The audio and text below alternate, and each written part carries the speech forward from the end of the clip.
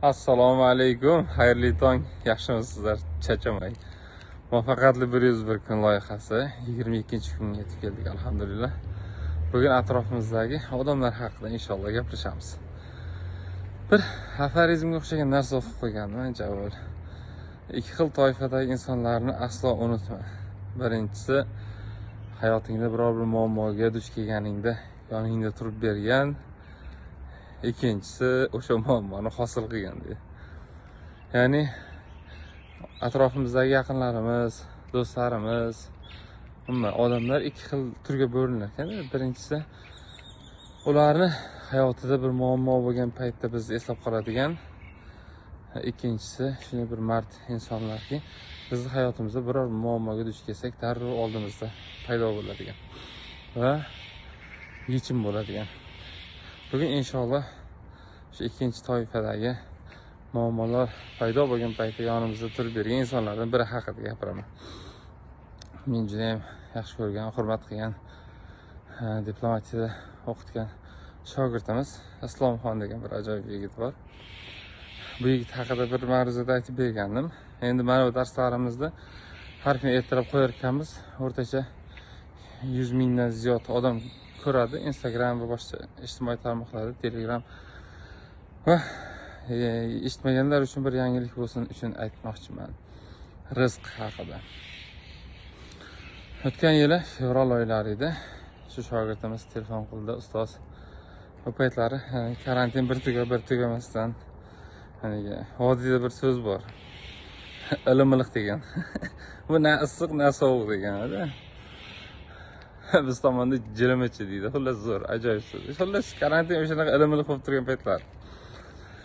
Bir bor bir yo'q, bir bor bir yo'q. Qo'ng'iroq qilib qoldida ustoz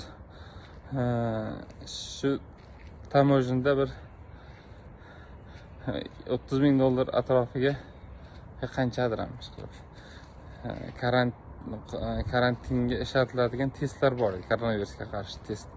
O'shanaqa turgan ekan.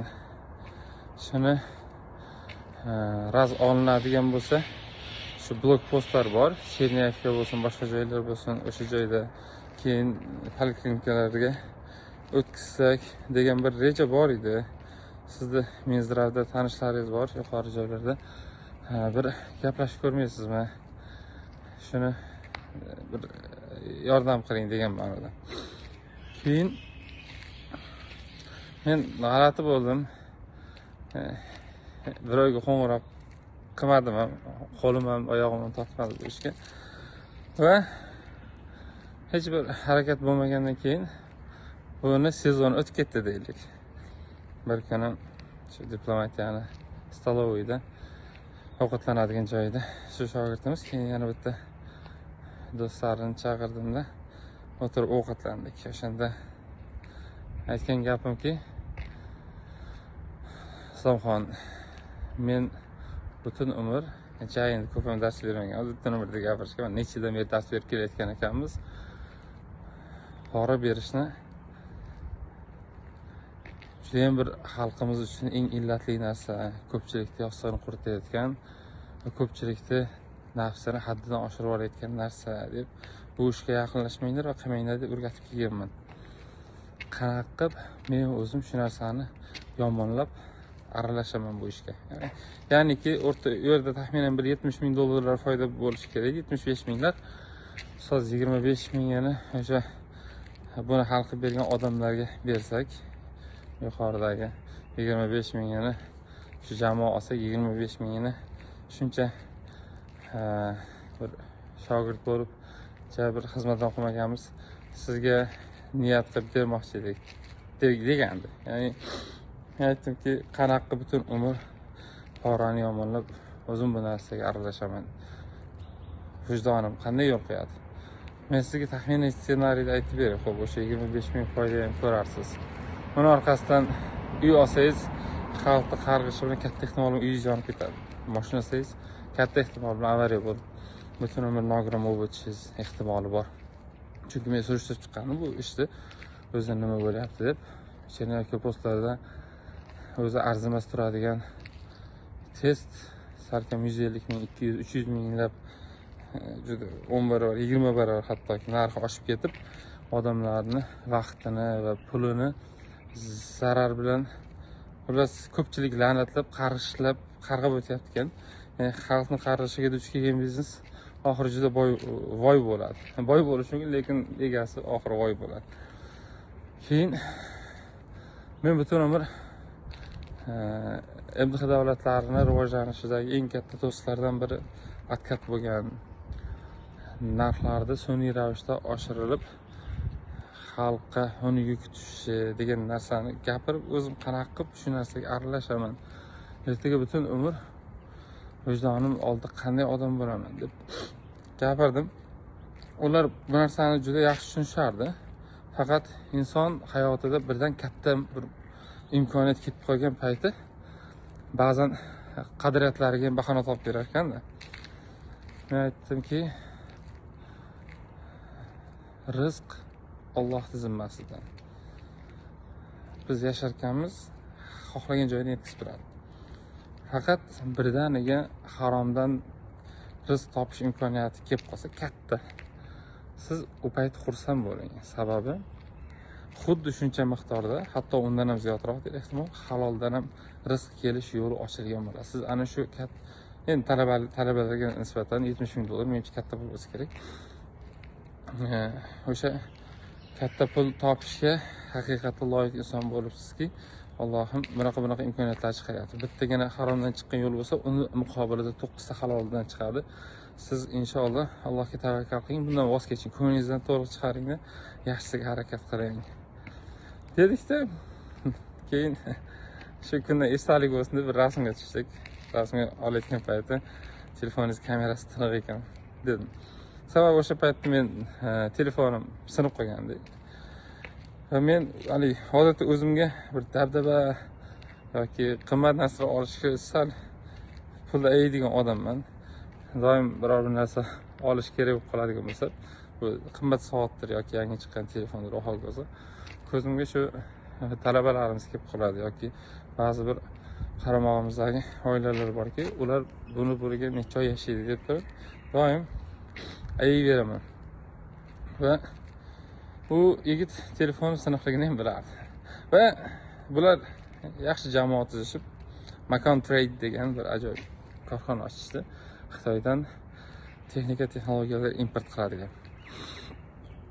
Va Alloh taolo uni roziligi uchun haromdan voz kechib, halolni ushlagan bandasini xor qilib qo'ymasligiga men %100 ishonardim. Aziz qilib qo'yishni bilardim. Va juda qisqa muddatda shunaqa baraka berdiki ular ishlariga. Oradan 1 oy o'tib, 1,5 oy ekan. Bu mart oyining oxirida taxminan osmondagi bo'ldilar chiqdi. Undan keyin bizni juda ko'p joylarga taklif qilishgan. Bir ajoyib insonlar Mingx degan klub bor. Toshkent City'da bir davra suhbat uyushtirsak kelsangiz degandilar. O'sha borib suhbat qilib turgan paytimiz o'rtasida Islomxon kelib qoldi, shogirdimiz.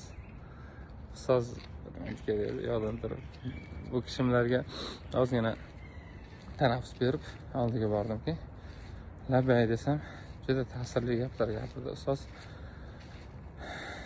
Esingizda o'sha stolovida rasmga olgan paytimiz telefoningiz kamerasi tiniq ekan degandingiz. O'shanda men juda qattiq niyat qilgandim. Inshaalloh shu ustozimizga bir yaxshi telefon olib beraman deb.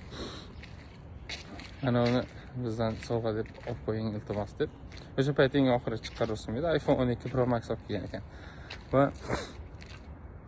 Alloh siylasin, mana shu Xudoning bir imtihonidan juda bir go'zal tarzda o'tib ketganimizga shukr qilib ko'p narsalar esladik. Undan keyin Allohim o'sha $70 ming bo'lsin, bular 10 barobarlab topdi va hozir ham topyapti.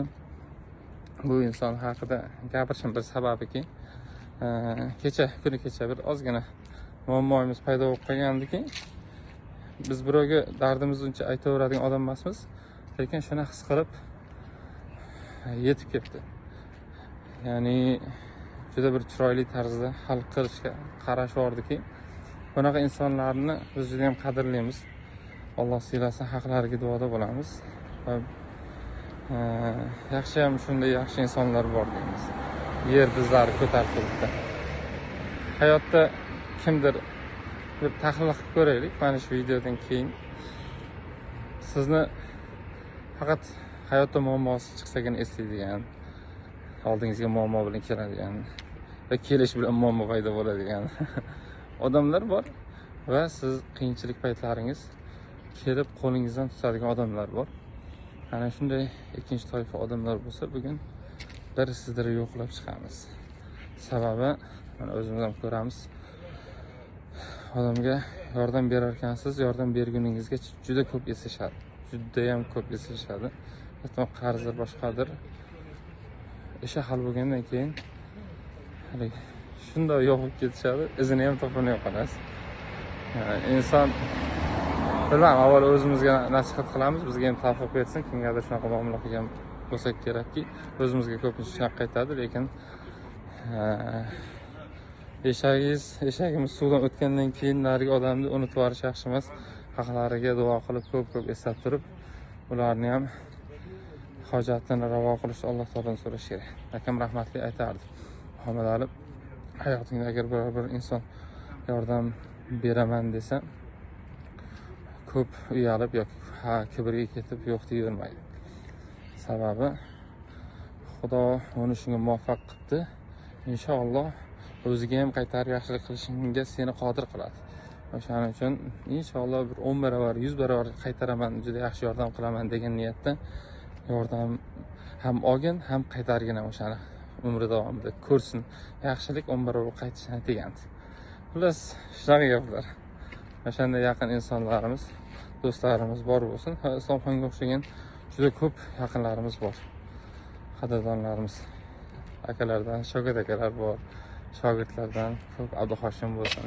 Sanasam video rosa cho'zilib ketadi. Ham yana shuncha gapirishim kerak. Avvalo eng yaqinlarimiz, ota, onamiz, ahli oilamiz, qavm qarindoshlarimizga teng kelmaydi. Bularni hammasini Allohim tan jonlarini sog' qilsin, o'zlarini salomat qilsin. Shunaqa gaplar. Xullas, salomat bo'lingizlar.